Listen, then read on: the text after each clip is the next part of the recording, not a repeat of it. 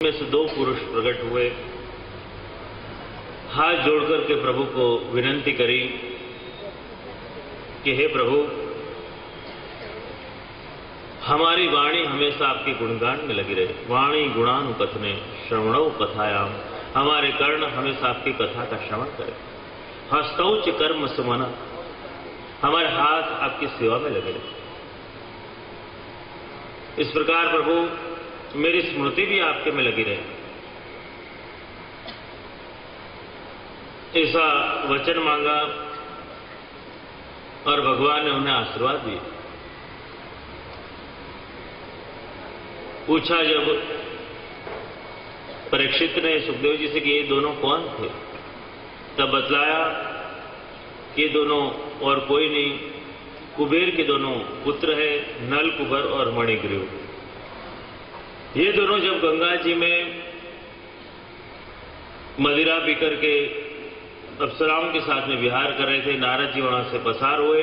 नारद जी का मान नहीं रखा, इन्हें लज्जा भी नहीं आई। नारद जी ने श्राप दिया, तुम लोग जड़ हो गए हो, इसलिए जाओ तुम दोनों वृक्ष बन जाओगे। क्षमा मांगी, इसलिए आशीर्वाद दिया कि जाओ तुम लोग वृक्ष तो बनोगे, लेकिन नंदा लेके। स्वयं प्रभु का जब स्पर्श होगा तभी तुम्हारा कल्याण होगा। और आज प्रसन्न हो गए कि प्रभु आपकी कृपा से हमारा कल्याण हुआ है, और फिर से नूतन देह मिल गया और फिर से अपने लोक में चले गए प्रभु को वंदन करते हुए। तो इस प्रकार से यमलार्जुन का प्रसंग आता है। और एक दिन ठाकुर जी यमुना जी के तट पर खेल रहे हैं, दाऊ जी भी हैं, ग्वालवाल भी हैं, सभी लोग खेल रहे हैं और सुंदर मिट्टी से घर बना रहे हैं। कोई कुछ कार्य कर रहा है, कोई कुछ कार्य कर रहा है। और ऐसे करते करते ठाकुर जी ने मिट्टी उठाई और मुंह में डाल दी, और ग्वालवाल नाराज होकर करे, एक कन्हैया ने तो मिट्टी खा ली, अभी तक तो माखन खाता था, आज मिट्टी भी खा। जाकर के यशोदा जी को बुलाया कि आपके कान्हा ने मिट्टी खाई। तब पूछा सबसे कि क्यों मेरे कान्हा ने मिट्टी खाई है। सभी ने कहा कि हाँ, कन्हैया ने मिट्टी खाई है। कन्हैया से पूछा क्यों कान्हा तूने मिट्टी खाई है। कन्हैया ने मना कर दिया। ना हम बक्षित्वानंब सर्वे मिथ्या विसंसिनः, कि मैया मैंने मिट्टी नहीं खाई है, ये सारे लोग झूठ बोल रहे। और महाप्रभु जी बताते हैं कि हमारे प्रभु जो है परम सत्य का स्वरूप है, इसलिए हमारे प्रभु कभी असत्य बोल ही नहीं सकते। बताया कि ठाकुर जी सही बोल रहे, भगवान ने मिट्टी नहीं खाई है। उसका कारण यह है कि पूतना जब आई तब कहा जाता है कि कई जीवों के प्राण हरण करते करते आए। 16,000 जीवों के प्राण हरण करते करते आए, और वो सारे जीवों के प्राण उसके वक्ष में रह गए थे। और भगवान ने जब उसका पान किया तो वो सारे जीव भगवान के मुख में आ गए। और उन लोगों ने मनोरथ किया कि सभी ब्रजवासियों के आपके चरण की रज का लाभ मिलता है, आनंद मिलता है, प्रभु हमें भी आपकी चरण का आनंद लेना है, रज का लाभ लेना है। इसलिए प्रभु ने उनका मनोरथ पूर्ण किया। भगवान ने मिट्टी नहीं खाई। भगवान परम सत्य का स्वरूप है, भगवान कभी असत्य बोल ही नहीं सकते। तो इस प्रकार से जब मैया ने कहा कि लालन अपना मुंह खोलो, और कान्हा को जब आज्ञा कर दी, और कन्हैया ने जब अपना मुख खोला तो देखा कि मुख के अंदर पृथ्वी है, और केवल पृथ्वी नहीं, 14 लोग, पूरा ब्रह्मांड दिखाई दिया। इतना सब कुछ दिखाई दिया कि मैया को चक्कर आ गया, और वहीं मैया गिर गई।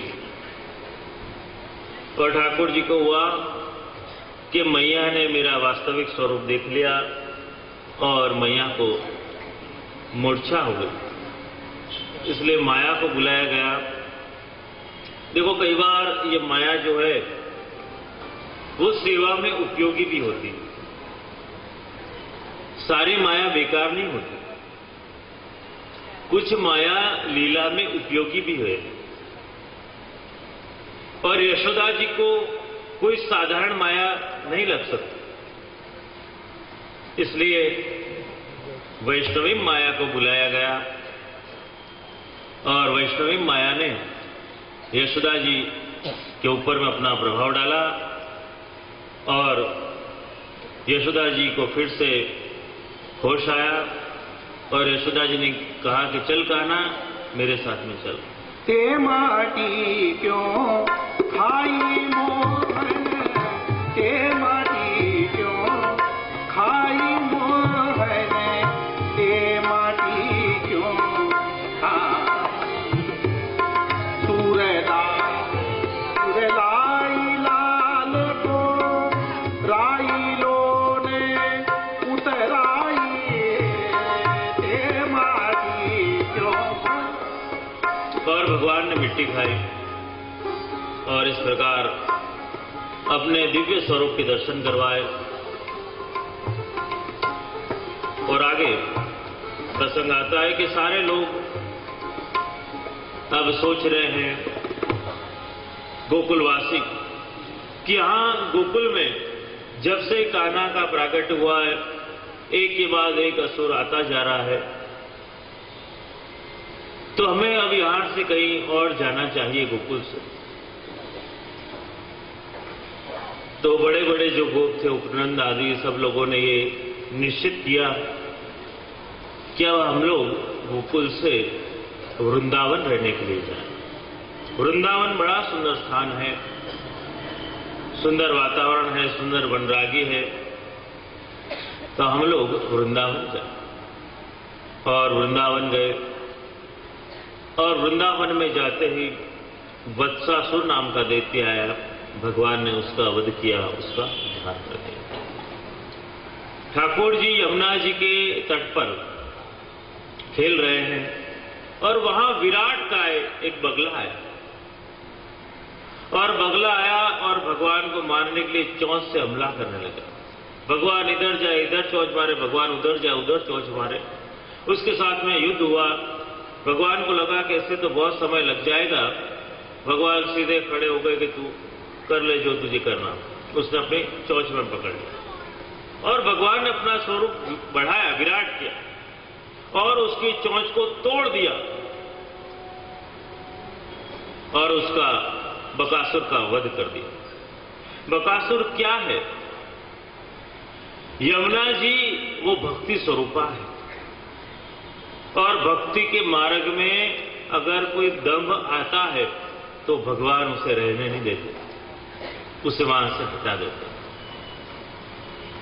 बगला ऐसा श्वेत ऐसा दिखता है, एक पैर से खड़ा होता है, ऐसा लग रहा है कि ये कोई तप करता है, ये कोई जप कर रहा है, समाधि कर रहा है।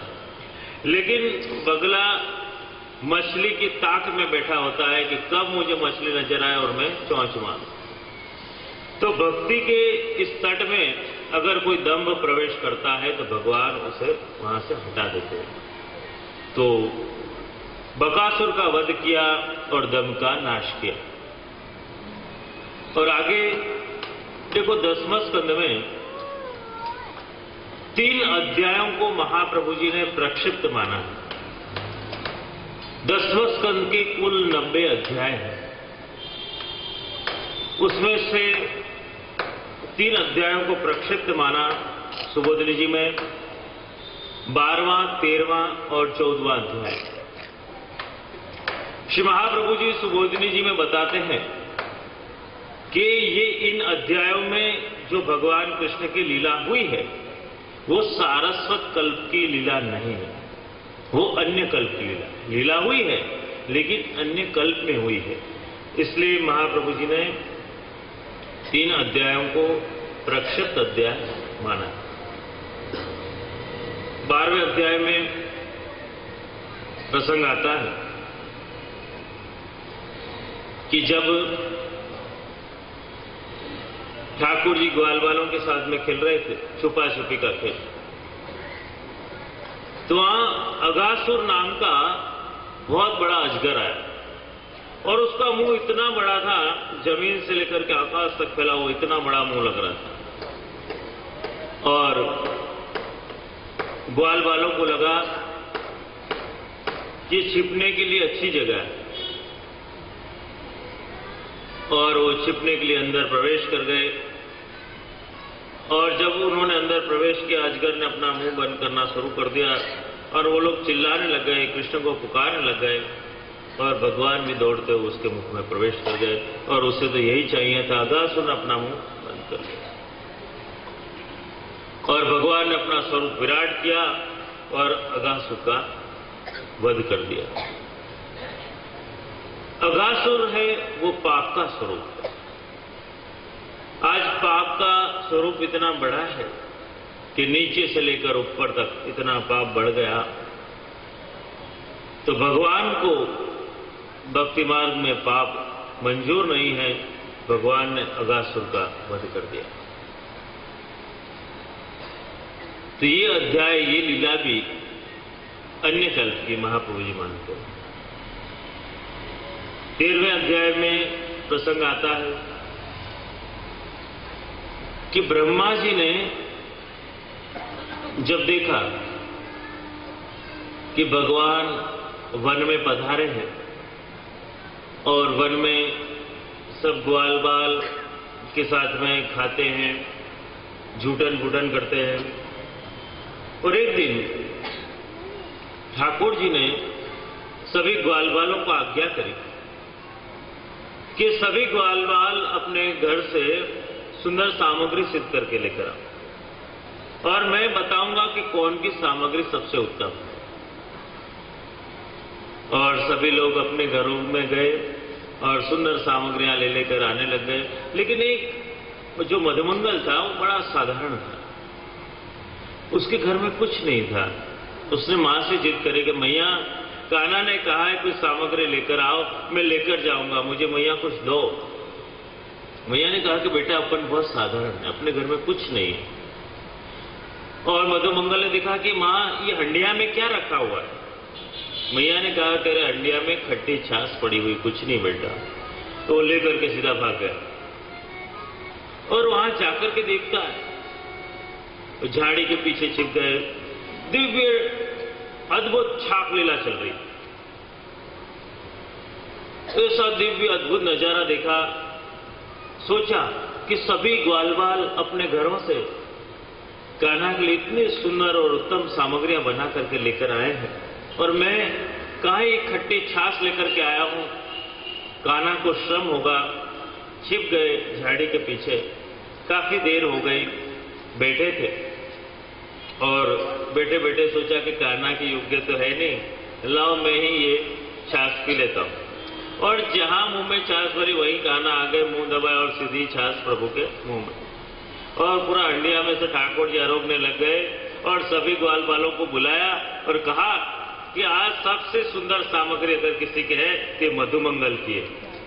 ऐसो स्वाद हम कबहू न चाख्यो, मीठो मदन गोपाल। मीठो मदन गोपाल, भावत मोही यारो झूठो, भावत मोही यारो झूठो। चौचल नयन विशाल आज दही मदन गोपाल।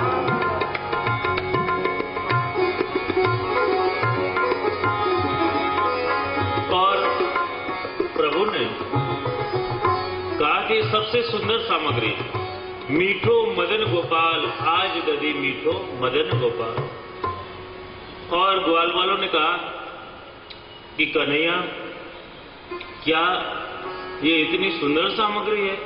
हम लोग जो सामग्री लाए हैं उससे भी सुंदर है। अच्छा कान्हा, तो हमें भी इसका आनंद दो, हमें भी तो चखाओ। तो सभी ग्वाल वालों के पास में वहां वन में थे और कोई व्यवस्था थी नहीं, तो भगवान ने आज्ञा करी, आने पात बनाए दोना। आने पात बनाए दोना, आने पात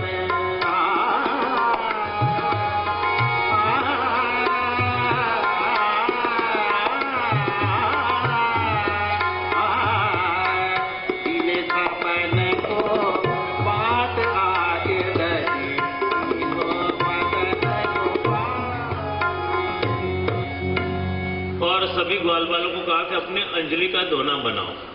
आने पात बनाए दोना, दिए सबन को बांध।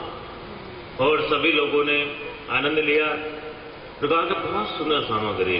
जिन नहीं पायो सुनो रे भैया, जिन नहीं पायो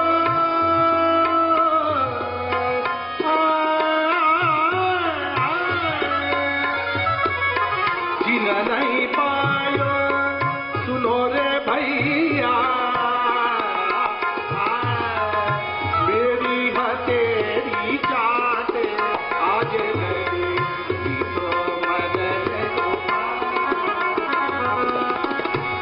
और जो लोग रह गए थे ग्वाल वाल, जो दूर दूर चले गए थे, वो लोग भी भागते हुए आए और उनके लिए खास कुछ बचा नहीं था। तो ठाकुर जी ने कहा कि जीने नहीं पायो सुनो रे भैया, मेरी हथेली, ठाकुर जी की हथेली में वो रह गया था, मेरी हथेली चाट, सीधा हथेली में से आनंद दिया। आज ददी मीठो मदन गोपाल। और परमानंद दास जी वहां पे खड़े। परमानंद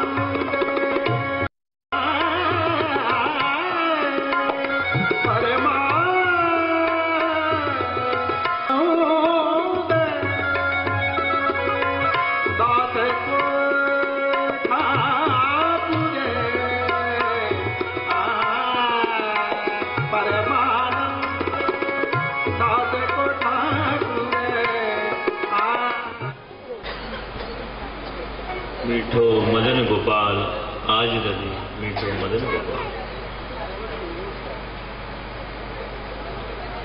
सुंदर दिव्य मनोहर छाप लीला हुई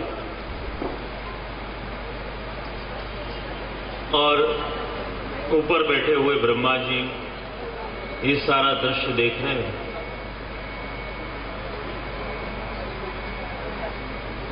और ब्रह्मा जी के मन में संशय हुआ कि अरे ये कैसे भगवान, कि ग्वाल वालों का जूठन आरोग रहे हैं, तो ये कैसे भगवान। ब्रह्मा जी को संशय हुआ कि इनकी परीक्षा करनी चाहिए। और ब्रह्मा जी ने भगवान की परीक्षा करने के लिए सारे ग्वाल वालों को और गायों को हरण कर लिया और अपने पास रख लिया। ब्रह्मा जी ने कहा कि अगर ये भगवान है तो पता चल जाएगा, मुझसे छुड़वाने आएंगे। और भगवान ने अपने में से ही ग्वालों को प्रकट किया, गायों को प्रकट किया और वो लीला को नित्य चालू रखा। ब्रज में नंदराय जी और यशोदा जी को देखकर सारे ब्रजवासियों के मन में होता कि हमारे पास भी ऐसा पुत्र होता तो हमें आनंद आता। गायों के मन में होता कि हमें ऐसा बछड़ा मिलता तो आनंद आता। भगवान ने अनेक रूपों को धारण कर कर सभी के मनोरथों को पूर्ण कर दिया। ब्रज भक्तों के मनोरथों को पूर्ण किया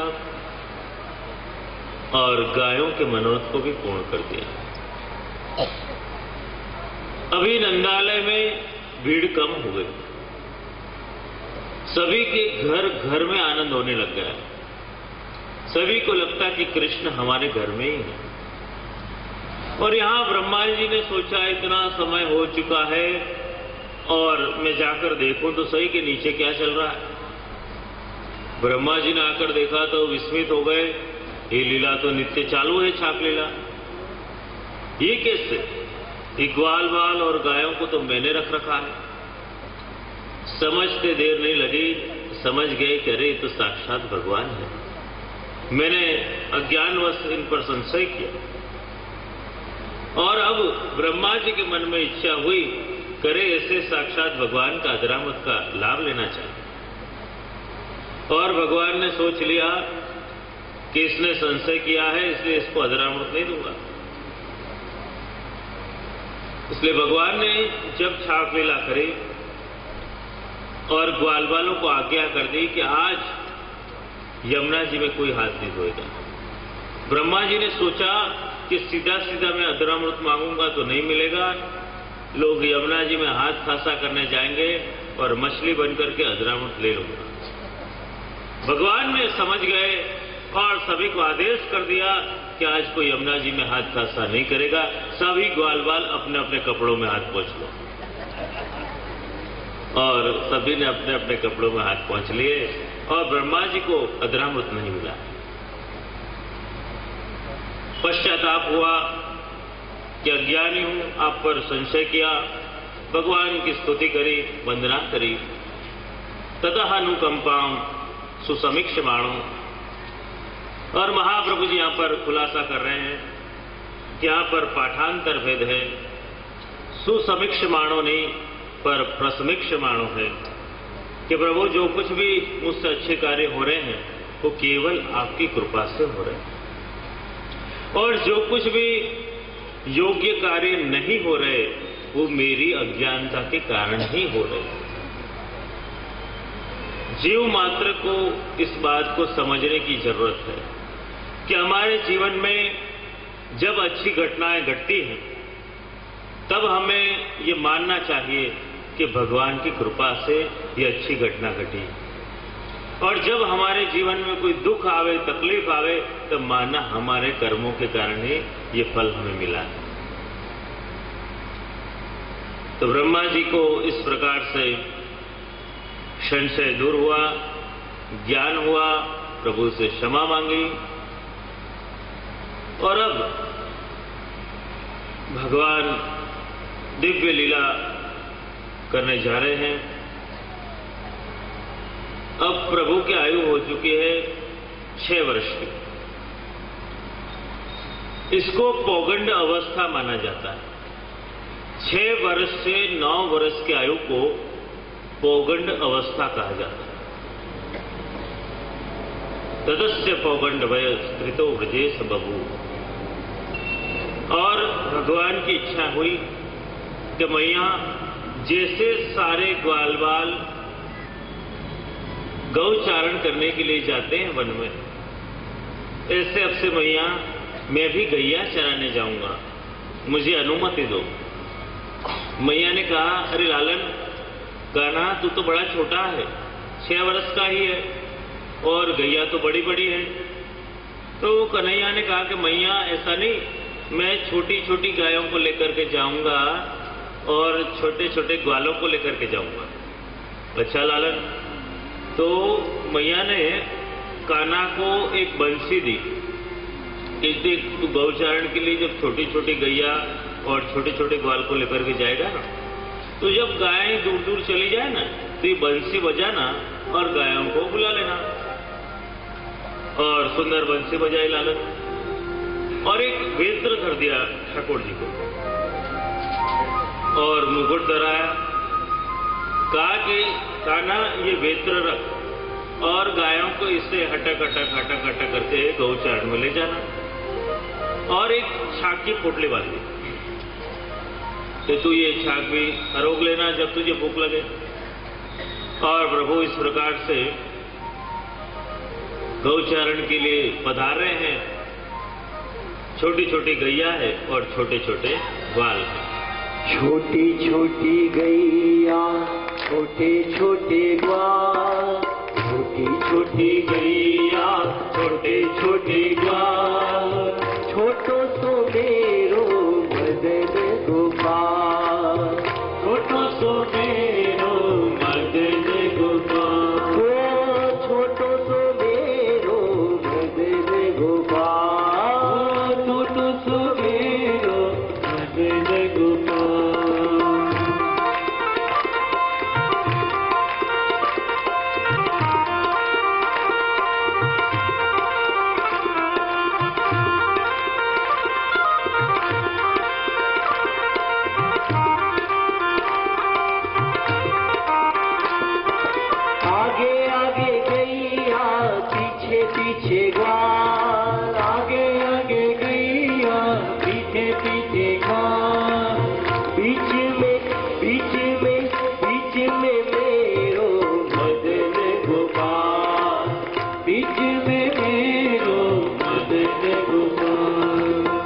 छोटी छोटी गैया छोटे छोटे ग्वाल, छोटी छोटी गैया छोटे छोटे ग्वाल, छोटो सो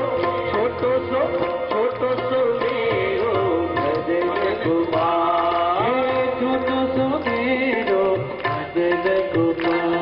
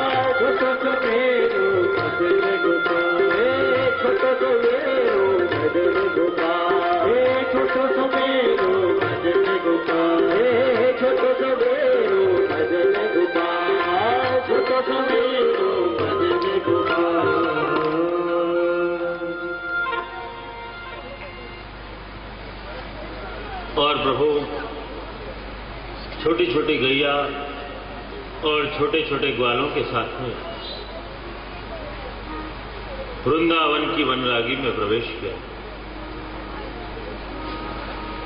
और वहां पर गौचारण लीला चल रही। कुछ गायें इधर चल रही हैं, कुछ गायें उधर चल रही हैं और प्रभु अपने सखाओं के साथ में वार्तालाप कर रहे हैं। प्रभु ने सोचा कि अपने ग्वाल वालों को मैं अलग अलग रसों का अनुभव करवाऊंगा और भगवान ने चकोर पक्षी का आवाज निकाला। चकोर पक्षी वो अपने प्रीतम के वियोग में रोता है और भगवान ने उस पक्षी का आवाज निकाला और ग्वाल वालों को विरह रस का अनुभव करवाया। फिर भगवान ने कौच पक्षी का आवाज निकाला। वो पक्षी बड़े जोरों से आवाज लगाता है और वीर रस का अनुभव करवाया। फिर भगवान ने चक्रवाहा पक्षी का आवाज निकाला और अद्भुत रस का अनुभव करवाया। और भगवान ने देखा कि वृंदावन में सुंदर मयूर विहार कर रहे हैं। कोई मयूर इधर से यों जा रहा है, कोई मयूर यों जा रहा है, इतने सुंदर नृत्य कर रहे हैं। और भगवान ने भी मोरपंख उठा ली और मोरपंख इकट्ठे करे और अपने पीछे पूरा मोरपंख बांध लिया और कान्हा भी मयूर की तरह नृत्य कर रहा है।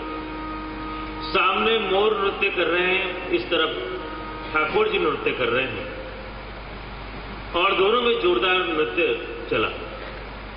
ठाकुर जी ने इतना सुंदर नृत्य किया कि स्वयं मोर को भी लज्जा आ गई और ये दृश्य देख के ग्वाल वालों को हास्य रस का अनुभव करवाया। और सब ग्वाल वालों में मल्ल युद्ध भी करवाया और रौद्र रस का अनुभव करवाया। ठाकुर जी एक पेड़ के पीछे छिप गए और सिंह की गर्जना करी, भयानक रस का अनुभव।